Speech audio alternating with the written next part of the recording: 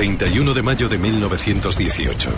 En el fragor de la batalla, un humilde soldado alemán arriesgó su vida tras ver la oportunidad de convertirse en un héroe.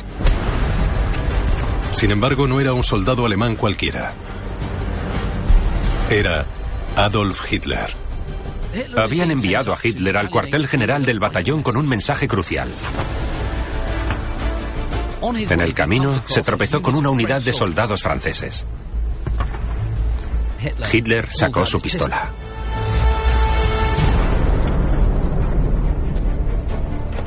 Todos los soldados soltaron las armas y Hitler los llevó por la fuerza como prisioneros. Fue una captura intrépida de tropas enemigas hecha por un solo hombre, que le valió a Hitler la Cruz de Hierro de primera clase, uno de los mayores honores del ejército alemán. Solo había un problema. La historia era mentira. Sería el primero de muchos relatos de autopromoción y argucia procedentes de un hombre que no se detendría ante nada para propulsar su meteórico ascenso al poder.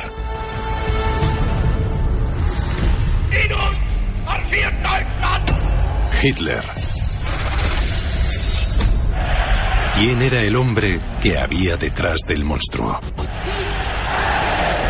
Había tantas partes en esta historia que no parecían lógicas. Un adolescente solitario, convertido en héroe nacional. Era el Mesías para el pueblo alemán. ¿Cómo pudo lograrlo? Todo era una actuación, un espectáculo. Esta es la guía definitiva para conocer al hombre más odiado de la historia. Hitler.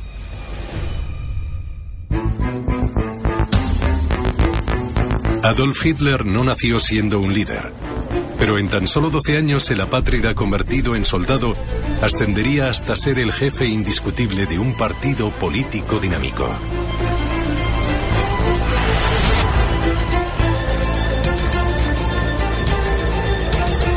Mediados de verano del año 1914 y unas imágenes inéditas de un día histórico. En la Odeonsplatz de Múnich se anunciaba que Alemania acababa de declarar la guerra a Rusia. Además, estas son las primeras imágenes de Adolf Hitler. Con solo 25 años, un rostro indescriptible entre la multitud y captado por la cámara.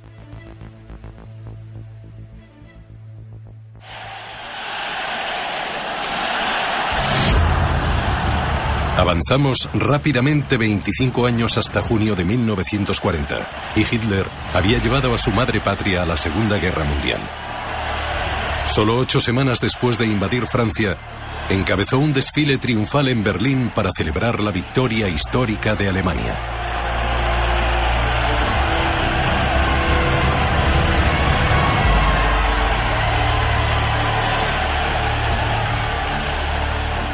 Parecía sacado de una escena de la Roma imperial con el César regresando a casa. Lanzaban flores de todos lados. La gente alzaba el brazo con el saludo. Era una vista impresionante. Y por supuesto, a Hitler le encantaba. El pueblo alemán, que estaba comprensiblemente nervioso cuando él lanzó aquella ofensiva, ahora creía que este hombre en realidad tenía algo. A los ojos del pueblo alemán, Hitler estaba elevando a su país a la cima de un nuevo orden mundial.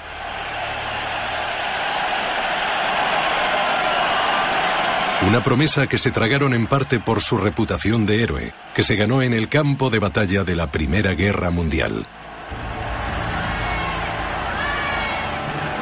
Pero unos documentos descubiertos recientemente revelan que la verdad acerca de los primeros años de Hitler era muy distinta.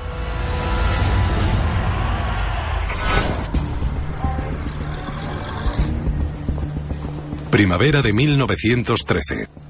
Hitler, con 24 años, abandonaba su patria austríaca para evitar el reclutamiento en el ejército austrohúngaro. Hitler creció en el Imperio austríaco, donde la identidad se regía cada vez más por cuestiones de razas. ¿Eres alemán? ¿Eres judío? ¿Eres eslavo? Desde muy temprana edad, Hitler se identificó mucho con la germanidad. Hitler no sentía deseos de servir al imperio austrohúngaro en el sentido militar. Su lealtad estaba con Alemania, a la que veía como el futuro. Al haber huido de Austria hacia Alemania, ahora era un hombre buscado por la ley.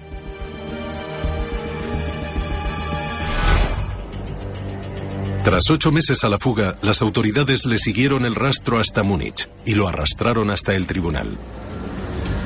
Allí jugó la carta de la compasión y se presentó como un pobre hombre que luchaba por sobrevivir.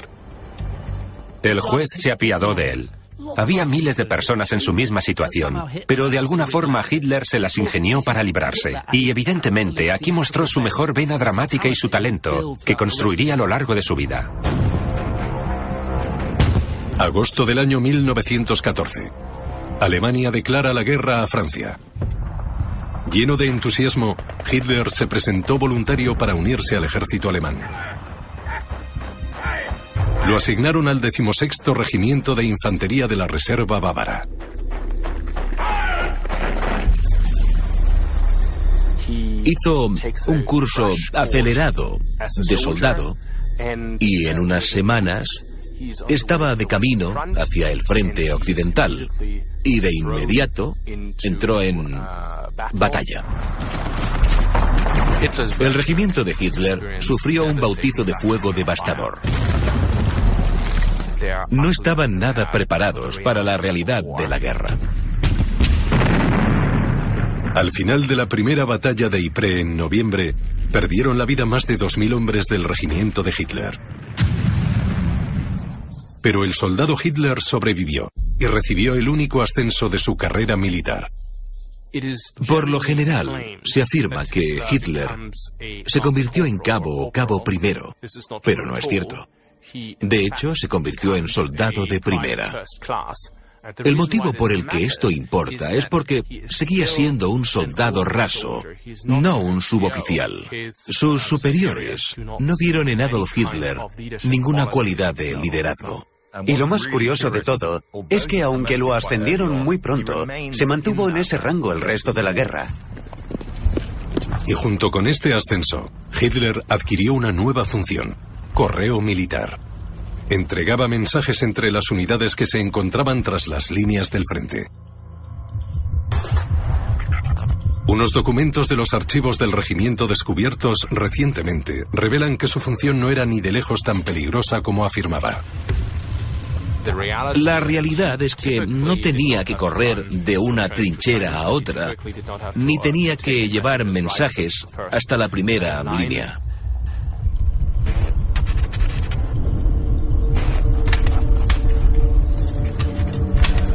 Los soldados en las trincheras pensaban que los hombres como Hitler tenían un trabajo cómodo. Creían que, a diferencia de ellos, no se exponían al fuego enemigo y los consideraban Etappenschwein o cerdo de retaguardia. Los archivos descubiertos también desvelan otra discrepancia importante en el relato de una acción heroica realizada por un soldado alemán y que posteriormente se usó como prueba del heroísmo de Hitler. Cuando empecé a leerlo pensé, un momento, esto es muy similar a la anécdota para la propaganda nazi del arresto de un grupo de soldados franceses.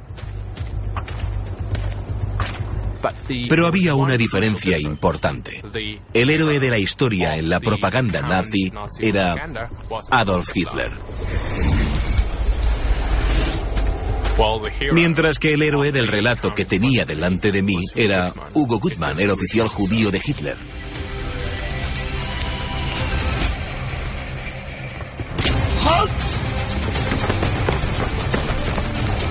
Pero los creadores de la propaganda nazi borraron más tarde el nombre de Hugo Gutmann de la historia y lo sustituyeron por el de Hitler.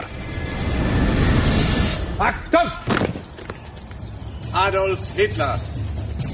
Casi al término de la guerra, Hitler recibió la Cruz de Hierro por entregar un mensaje bajo fuego enemigo, un incidente totalmente diferente.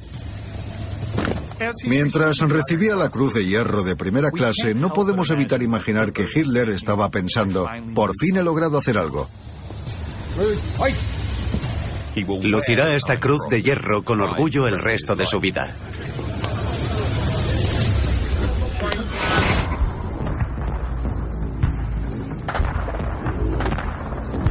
Sin embargo, para Hitler, la guerra llegó a un final repentino y atroz. Cuando el ejército británico atacó a su regimiento con gas mostaza.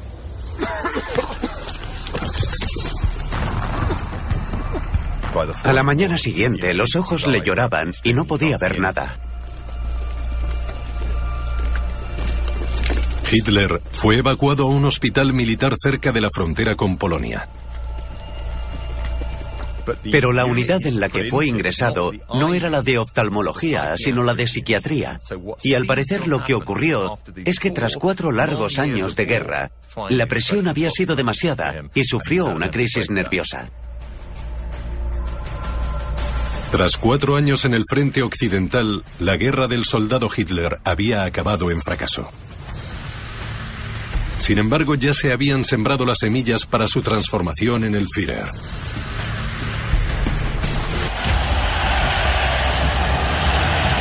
La pasión de Adolf Hitler por Alemania era arrolladora. Solo en nosotros reside el futuro del pueblo alemán.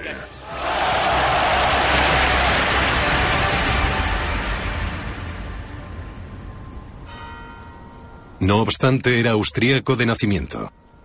Nació en la pequeña ciudad de Braunau am Inn el 20 de abril de 1889. Hitler venía de una familia disfuncional. Su madre llamaba a su padre tío.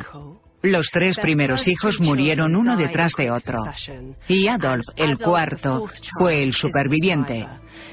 Ella quiso tener más hijos, pero el único que tuvo después, Edmund, también murió. Y ella se desvivió por su único hijo. Pero el trato de su padre era muy diferente. Su padre, Alois, era un hombre muy frío, mayor y distante, que con frecuencia le pegaba. Y como resultado, Hitler sentía un profundo desprecio hacia él. El joven Adolf se sumergió en relatos de indios y vaqueros escritos por el autor alemán Karl May. Estas historias presentaban a un jefe apache que luchaba por una vida mejor para su pueblo. Tal vez fueron estas novelas del oeste americano las que sacaron a Hitler, al joven Adolf, de esa oscuridad. Presentaban una versión fantástica del mundo. Cuando Hitler tenía 9 años, su familia se mudó a las afueras de Linz, la capital de la Alta Austria. Aquí, Hitler soñaba con dedicarse a su gran pasión, el dibujo. Pero su padre tenía ideas muy distintas para el futuro de su hijo. Su padre era funcionario y cuando Hitler mostró interés por el arte y anunció que quería ser artista, su padre se puso como una furia y dijo: "Jamás mientras yo viva". Tras haberle prohibido estudiar arte, lo enviaron a una escuela técnica centrada en las matemáticas y las ciencias. Hitler no era un buen estudiante, pero había una asignatura que despertó su curiosidad y su interés. Historia, pero un determinado tipo de historia. Eran los relatos de los grandes héroes de la Alemania del pasado, los reyes heroicos, los emperadores y conquistadores. Pero la muerte repentina del padre de Hitler en enero de 1903 significaba que el joven Adolf de 13 años se convertía en el hombre de la casa. 4 años más tarde, en 1907, dejó a su cariñosa madre y se aventuró en la capital, Viena, donde esperaba entrar en la escuela de arte. Convenció a su único amigo, August Kubitschek, para que lo acompañara. Y allí se entregaron al placer compartido por la ópera.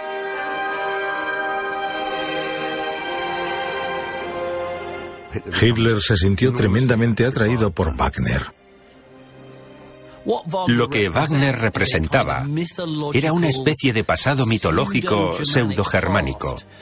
Y cuando iba a sus obras, dejaban en él la huella de una forma de sociedad idealizada completamente arraigada en el mito. Sin embargo, este mundo fantasioso era muy diferente de la realidad, tal y como el joven de 18 años descubrió después de hacer el examen de acceso a la prestigiosa Escuela de Arte de Viena. La crítica que recibió fue que sus dibujos de edificios eran bastante buenos, pero era incapaz de dibujar personas. Pensaba que acceder a la escuela era un juego de niños, y cuando lo rechazaron, aquello le cayó como una bomba. Le afectó muchísimo. Furioso por el rechazo, prometió que volvería a solicitar el acceso. Pero el mundo del joven Hitler estaba a punto de desmoronarse.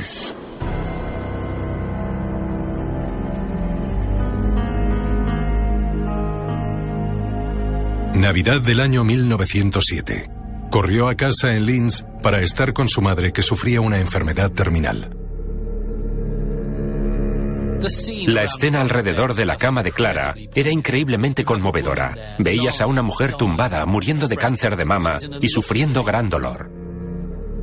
Ambos tenían un vínculo emocional muy fuerte. Y Hitler no solo estaba viendo morir a su madre, sino que veía cómo se desintegraba ese vínculo delante de él.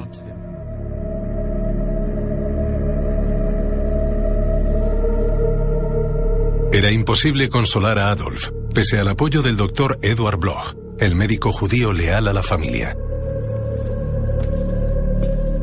El doctor Bloch comentó que nunca había visto a nadie tan sobrecogido por el dolor como Adolf Hitler aquel día.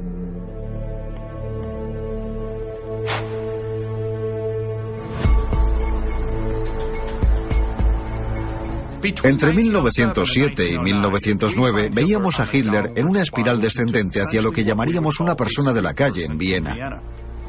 En 1909 pasó la Navidad en un albergue para indigentes. Adolf Hitler era un hombre roto. Tras ver sus sueños hechos añicos, buscó a alguien a quien culpar.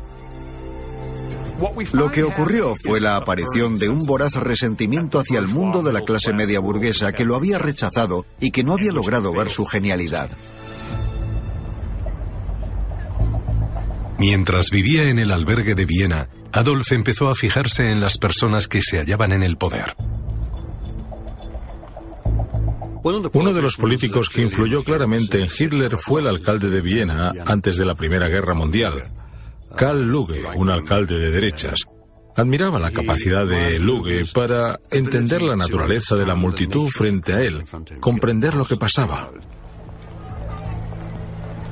La declaración posterior de Hitler de que su repulsa hacia los judíos comenzó en Viena en esta época de su vida fue pura invención. Tenía amigos judíos. Trataba con judíos cuando vendía sus obras. No existe prueba alguna de que Hitler hubiese tenido alguna discusión o sentimientos negativos hacia los judíos antes de la Primera Guerra Mundial. El relato de Hitler sobre sus años en Viena sería dramatizado con el paso del tiempo para servir a sus fines políticos. Así como sus recuerdos de la Primera Guerra Mundial, que acabó en humillación cuando Alemania se rindió en noviembre de 1918. Encontró a los cabeza de turco, judíos, socialistas, pacifistas. Comenzó a hablar de una apuñalada en la espalda del ejército alemán en lugar de lo que había pasado en realidad, una derrota en el campo de batalla. La ira y el resentimiento de Hitler crecieron, pero enseguida se dio cuenta de que podía canalizarlos en la política. Tenía una causa y haría que el mundo se arrodillara.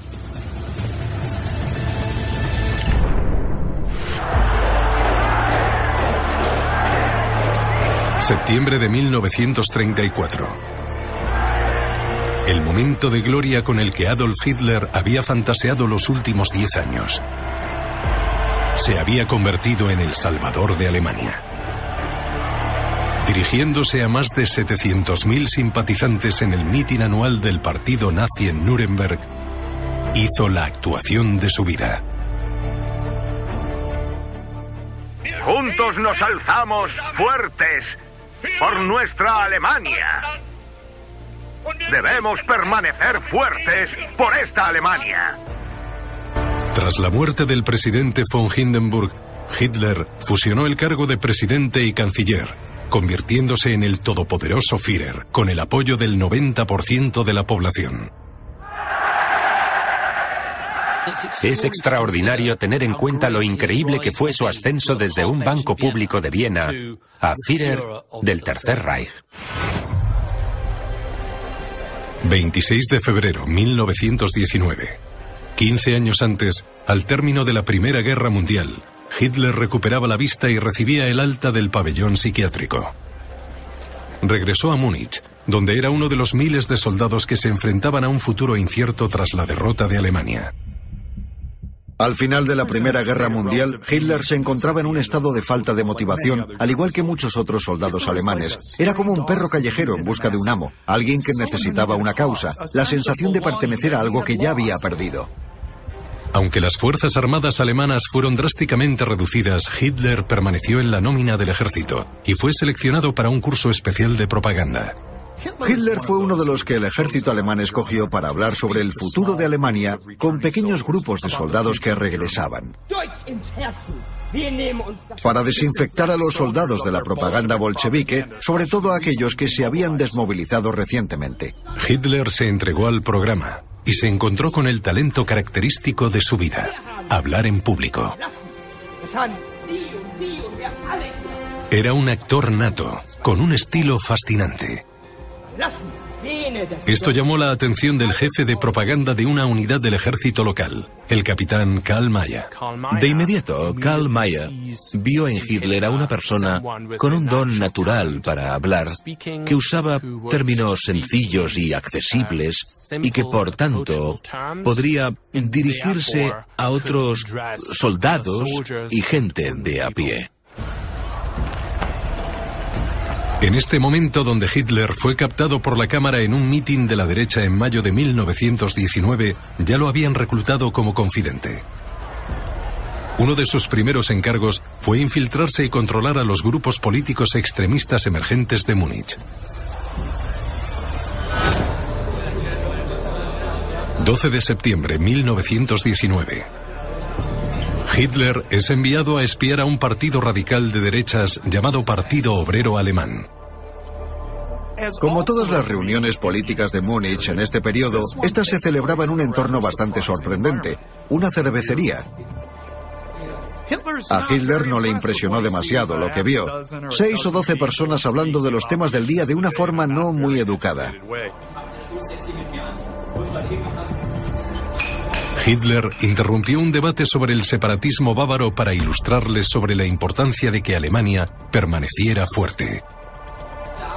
Y con una retórica fulminante, en tono elevado, les habló del sacrificio que él y otros soldados habían hecho por Alemania. Y no era por Baviera, ni por un estado, era por todos los alemanes. Cuando Hitler empezó a hablar, fue como si un interruptor se activara dentro de él. Se dio cuenta de que el público estaba pendiente de cada palabra. Y el líder del partido, Anton Drexler, dijo: «Cielos, podríamos utilizarlo». Le pidieron a Hitler que se uniera al mismo partido que estaba espiando. Con la creencia de que estaba en sincronía con sus propias ideas, aceptó. Era un partido radical y Hitler se veía a sí mismo como una figura revolucionaria, alguien que removería Alemania desde abajo. No era alguien que se sentaba en comités y decía qué debían hacer, era alguien que actuaba. En octubre de 1919, Adolf Hitler dio su primer discurso oficial al Partido Obrero Alemán. Un momento crucial que posteriormente relataría en Mein Kampf. Rápidamente Hitler se convirtió en miembro del comité del partido y reclutó simpatizantes con su propaganda apasionada. Había mucha gente alrededor muy receptiva a sus ideas, firmemente anticomunistas, con su propia opinión sobre los judíos y que también creían que Alemania había recibido una puñalada por la espalda. De modo que en ese sentido Hitler siempre controlaba el sentir del público. Lo interesante es que Hitler todavía no se veía como el salvador de Alemania. Hitler abandonó el ejército en marzo de 1920, cuando las afiliaciones al Partido Obrero Alemán se dispararon y se desarrolló una lucha por el liderazgo. Hitler se había convertido en una figura importante dentro del partido y no estaba de acuerdo con las estrategias de Anton Drexler. Este dimitió a regañadientes y airado amenazó con irse. Pero al final la gente que le rodeaba se dio cuenta de que Hitler tenía algo especial y que tenían que explotar esas cualidades especiales. Y el precio que debían pagar para hacerlo era aceptarlo como líder. Julio de 1921. Hitler anunciaba que se reincorporaba al ahora llamado Partido Nacional Socialista Obrero Alemán y que le habían nombrado su líder.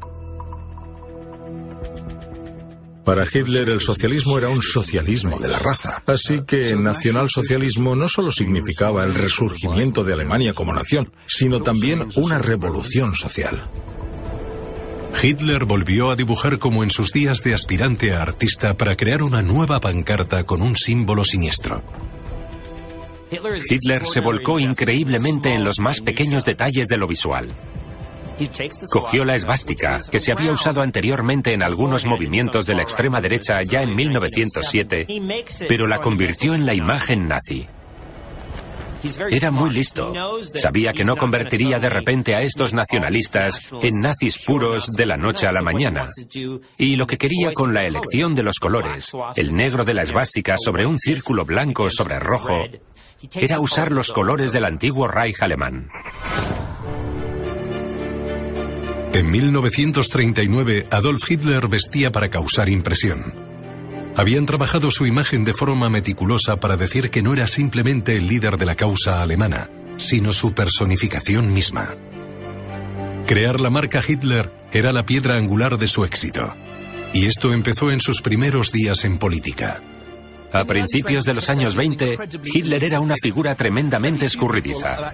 Muy pocos habían visto fotografías suyas, de modo que existía ese misticismo y ese aura que se construyó alrededor de su persona. Y todo esto se unía al apodo que había elegido para sí mismo, el Lobo. Con el fin de lograr el apoyo y la financiación para el Partido Radical Nazi, Hitler dio un cambio de imagen. Pero sus intentos por cultivar una imagen pública acorde con sus grandes aspiraciones se quedaron cortos, y en tono de burla lo llamaban el Rey de Múnich.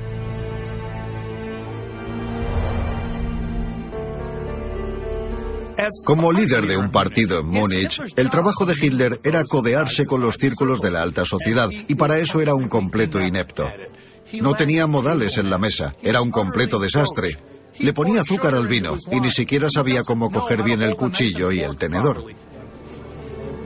Engullía los pasteles de nata antes de que los demás tuvieran oportunidad de probarlos. Sostenía una fusta y se daba golpecitos en la rodilla mientras hablaba.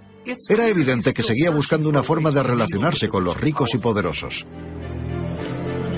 Hitler se encontraba muy lejos de la comodidad de una cervecería alemana, pero su don de gentes estaba a punto de dar sus frutos. En 1923, el fracaso de Alemania en el pago de su enorme deuda de guerra con Francia, que ascendía a miles de millones de marcos de oro, amenazaba con llevar al país a la bancarrota, provocando así un colapso financiero. 1923 era un año de crisis para la República de Weimar. El gobierno imprimía dinero todos los días para cumplir con sus obligaciones, pero todos sabían lo que eso conllevaba: la inflación.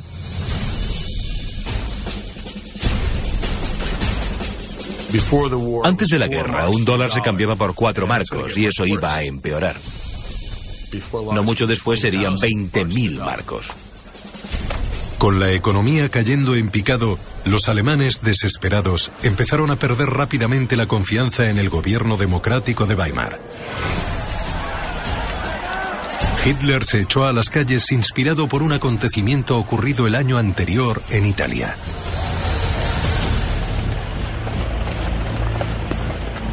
Hitler era mucho más que un acólito de Benito Mussolini. Era un admirador cuando llegó al poder por primera vez. Imitaba de forma deliberada la marcha de Mussolini en Roma en 1922. Fue una declaración de nacionalismo violento lo que había llevado a Mussolini al poder, y esto resultó muy atractivo para Hitler. No había que preocuparse de urnas de votación ni esperas, solo tenía que echarse a la calle, marchar hasta la capital y decir: «Dadme el poder». En noviembre de 1923, Hitler marchó hasta una de las cervecerías de Múnich acompañado de 600 miembros de su partido, conocidos como tropas de asalto. Allí el primer ministro bávaro, Gustav von Kahr, se dirigía a una multitud de 3.000 personas que incluía a algunos de los políticos más importantes del Estado. Iba armado con una pistola y de inmediato captó la atención de todos al disparar una vez al techo. Hitler, tal y como solo él sabía, anunció que la revolución nacional había comenzado. Hubo vítores en la cervecería y en ese momento pensó, fíjate, he tenido éxito con esto. Había 3.000 personas y todas estaban convencidas de que se iba a producir un cambio de gobierno. Al día siguiente, Hitler encabezó una marcha de 2.000 hombres a través de Múnich para tomar el control de la ciudad.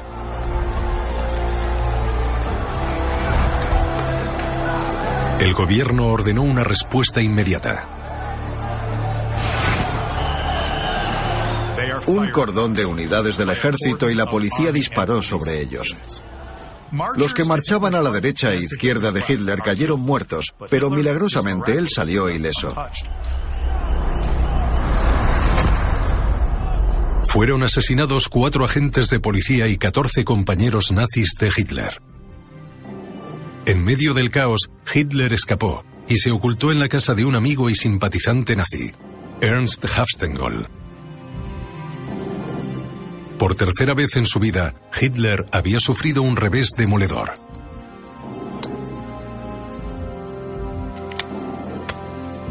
Se quedó 2 días allí con muy mal humor. Jugueteaba con su pistola. La mujer de Hafstengol lo convenció para que no se suicidara, pero para él estaba claro que el golpe de Estado había fallado, que el partido había quedado destrozado y que él mismo se había convertido en el hazmerreír. Al día siguiente encontraron a Hitler y lo arrestaron. Cuando llegó el agente para llevárselo, Hitler insistió en llevar prendida la cruz de hierro en la solapa. En su momento de mayor abatimiento, seguía siendo un hombre increíblemente preocupado por su imagen. La idea de Hitler de salvar a Alemania ahora se veía como una broma. Por el intento de golpe de Estado lo acusaron de traición y se enfrentó a la pena de muerte. No era un juicio con un jurado, sino un procedimiento administrativo supervisado por 3 jueces. A todos ellos los habían nombrado durante el antiguo periodo imperial y todos simpatizaban en cierta medida con los objetivos patrióticos de Hitler. Hitler convirtió la sala del tribunal en una plataforma para sus ideas. Lo que dijo quedó recogido en la prensa local y nacional. Le permitieron hablar largo y tendido. Y obviamente fue en ese acto donde Hitler se dio cuenta de que todavía tenía el poder. En cierta forma, Hitler se abrió paso en este juicio porque ahora era más visible para los alemanes. Ahora podía depurar su mensaje de odio y resentimiento y de persecución a los alemanes. Hitler fue declarado culpable, pero los jueces se mostraron indulgentes. Le perdonaron la guillotina y lo sentenciaron a 5 años en la prisión de Landsberg. El tiempo que Hitler pasó en la prisión de Landsberg fue muy importante. Fue un periodo en el que se vio obligado a sentarse y reflexionar más sobre sus estrategias políticas. Creo que fue un momento crítico para él y se dio cuenta de que había llegado a un punto donde debía definirse políticamente. El fracaso del putsch de la cervecería podía haber sido el fin de la carrera de Hitler. En su lugar, fue un nuevo comienzo. Desde la celda le dictó a su hombre de confianza Rudolf Hess lo que se convertiría en la famosa autobiografía de Hitler, Mein Kampf, Mi lucha. Lo que resultaba bastante interesante es que él no escribió el libro.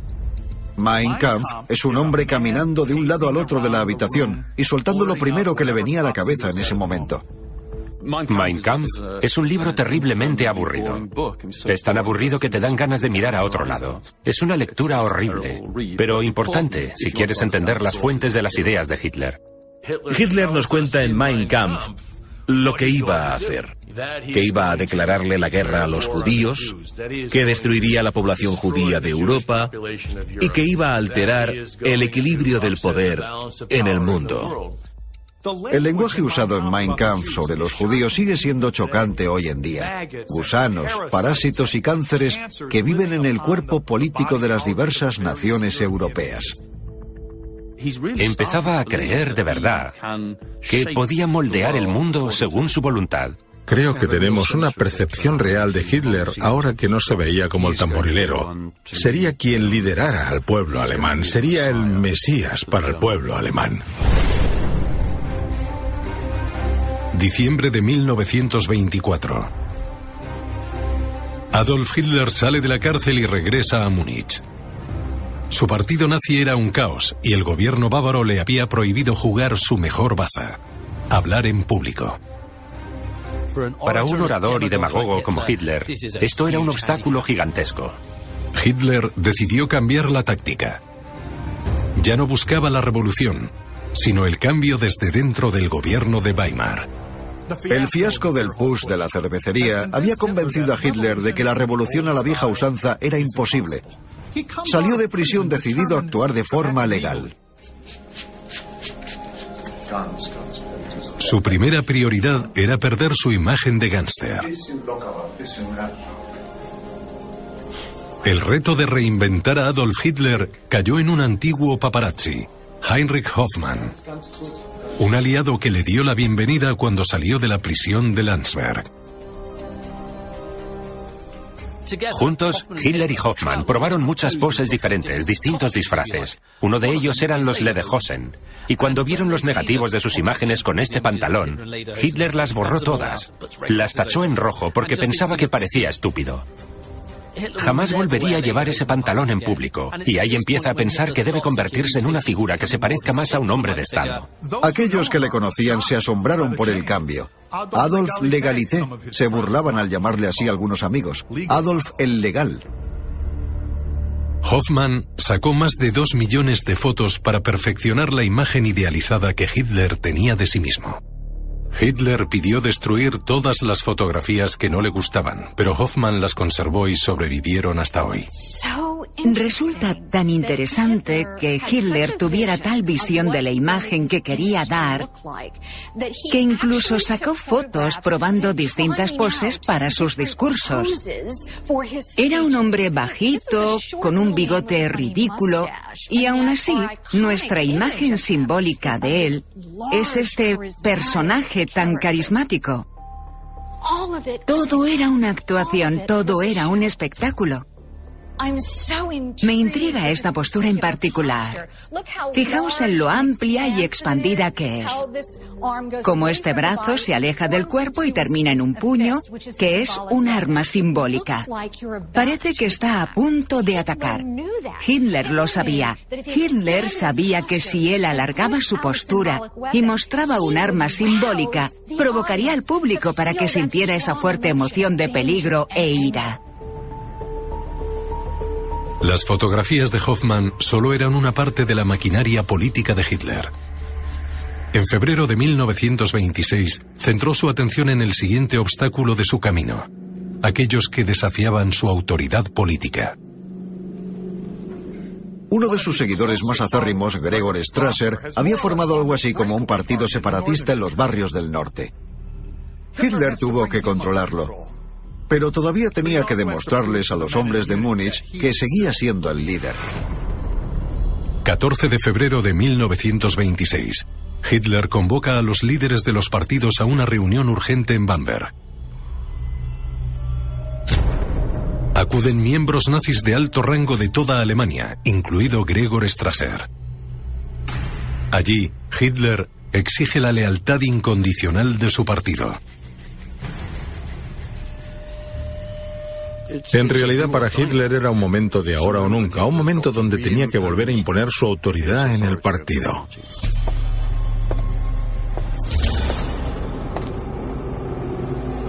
Hitler respiró hondo. Y comenzó el que sabía que sería el discurso más importante de su carrera política. Ahora se sentía lo bastante seguro para lanzar ese golpe directo, que era exigir la lealtad de cada uno de los miembros del partido, incluido Strasser.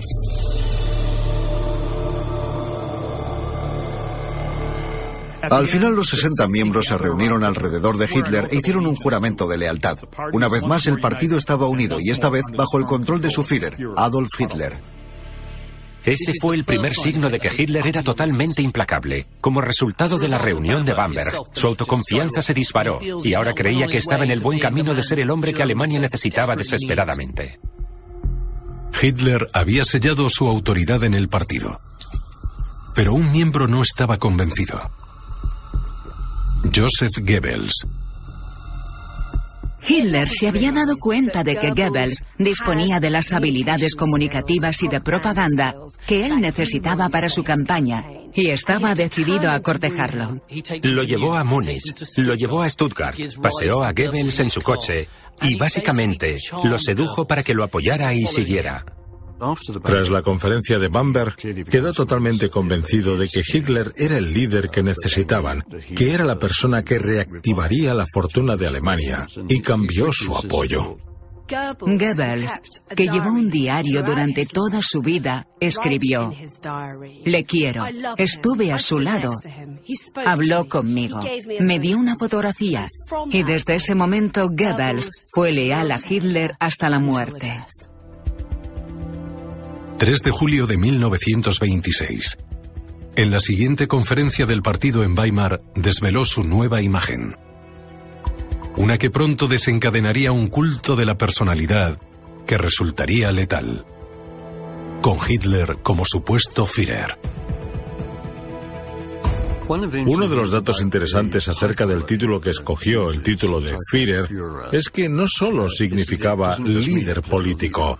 Por supuesto no pretendía que significara líder político. Un Führer era un guía, algo así como un profeta. Estiró el brazo para el saludo que desde ese momento se convertiría en la tarjeta de visita del partido nazi. El saludo del Heil Hitler ahora era obligatorio, y esto demostraba que su autoridad sobre el partido era fuerte como el acero. En tan solo 8 años, Adolf Hitler había ascendido de soldado raso a líder indiscutible de un partido político dinámico. Sin duda tenía dones: un carisma personal severo, oratoria y organización política, pero también cierta crueldad y la voluntad de atacar a todos los que se interpusieran en su camino. En 1927 se levantó la prohibición que impedía a Hitler hablar en público en Baviera. Una vez más, Hitler podía ser objeto de interés público. Por fin tenía lo que necesitaba: una plataforma pública. Hitler había pulido sus cualidades y perfeccionado su imagen, y ahora estaba listo para liberarla sobre una Alemania en apuros y un mundo que no sospechaba nada. Es posible que en la historia jamás el hombre y la época hayan sido aliados tan íntimos. Y evidentemente el escenario estaba preparado para el ascenso de Hitler al poder no solo en Múnich, sino en toda Alemania.